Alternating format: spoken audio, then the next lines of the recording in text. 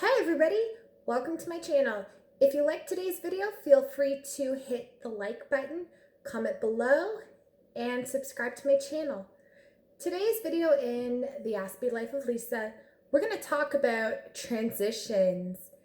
And we're going to talk about this because I know a lot of people on the spectrum have a hard time dealing with transitions, and this is something that I've had to learn as an adult on the spectrum on how to cope with and how to handle, and I'm going to talk about some of my coping strategies.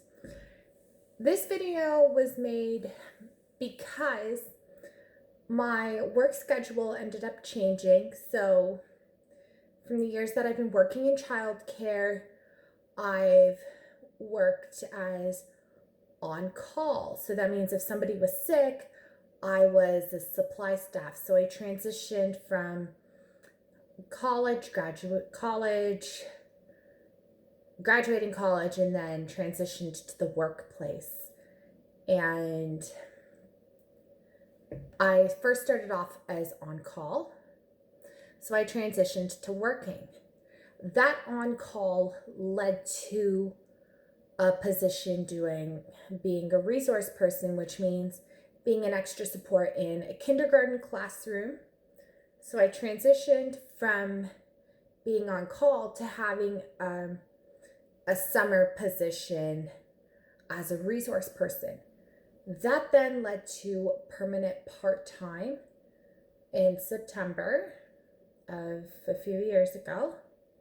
So I transitioned to part-time, and for years I stayed on doing permanent part-time just as a support staff, going around, seeing where needed. But the important thing to me was having a routine, and if there were any sudden changes, I'm being made aware of them and having that time to process it. And I then transitioned last year from being a support staff to permanent full-time in a school age room. So the transition for me went really well. I've been at the same daycare for a number of years. However, this has been my first year that I transitioned from doing a split to straight shifts in the summer. And now I survived my first week transitioning back to my old split shift, and I admit the first week it was kind of hard, but I ended up making it. Even in the summer, the first week or so was hard because my shifts would change. But one way that I've coped with this transition is really planning ahead, finding out when it was going to happen, the routine, and mentally preparing myself and writing it down somewhere where I'm going to see it and to kind of know what to expect too. So that was one of my ways of dealing with transitions. And I know for me, transitioning can be hard.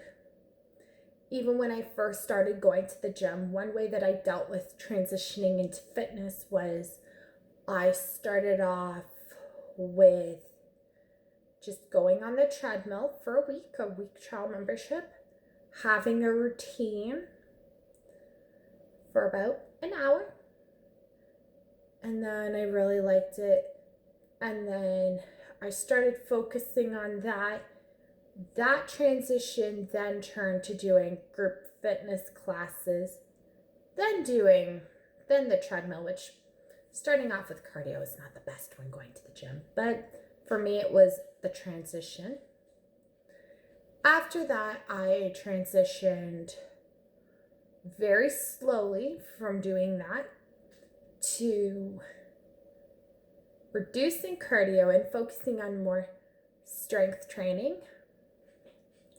And then to hiring a trainer who has helped me with a lot of strength training, as well as doing the classes, having a routine, and changing things up. So those are just examples of those transitions that I've dealt with recently. And I find with the transition at all, instead of going for it all at once, my advice is to take it at your own pace. Take it slow at your own pace. Otherwise, you don't want to set yourself up for a meltdown. For me, I have to take my own time to process what's going on. And the more that somebody says to me what's going on, they further and visually explain it to me, then the easier it is. And if I know what it's going to look like, it makes it even more easier, and it makes the transition, for me, it will make the transition more at ease. And I found this to be one of my ways of coping with it and giving myself time to just to get some space when needed, some self-care, and just to really process what's going on. I know when I was a kid, I had a tough time getting off the bus. I could get on the bus, but I can't get off. But it was the transition.